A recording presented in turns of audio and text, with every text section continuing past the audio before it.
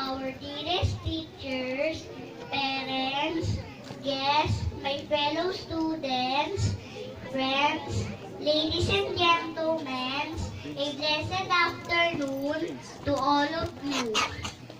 I want to thank all of you who are here to celebrate our graduation day with us. I speak on behalf of all my fellow graduates that your love, care, and support for us has helped us grow more confident in our abilities. I stand here in front of all of you with happy memories in our kindergarten life. I will always remember and treasure every moment I spent with my dear teachers at Lazaret Montessori and all my friends. Our fun-filled and sweet Christmas party, our exciting family day, and each and every day that our beloved teachers have taught us and cared for us. I even had the opportunity to celebrate my 6th birthday with my LSM family. Preschool has been exciting and challenging for me.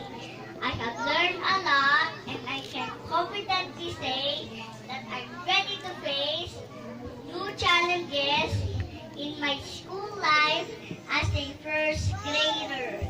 I'm really excited to continue learning with all my friends at LSM.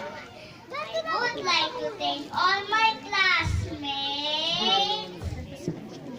for their friendship and for being with me in my journey as a preschooler.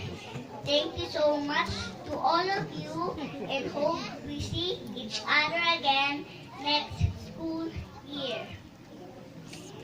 Special thanks to all my teachers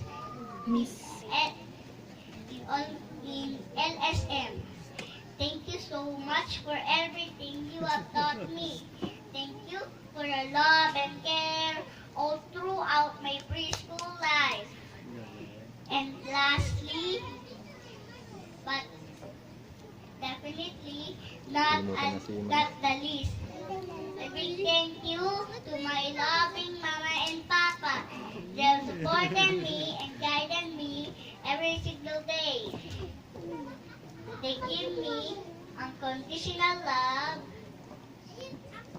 and I'm very proud and lucky to be their son. Mama, Papa, I offer everything I have done and everything I will do to both of you. I love you so much.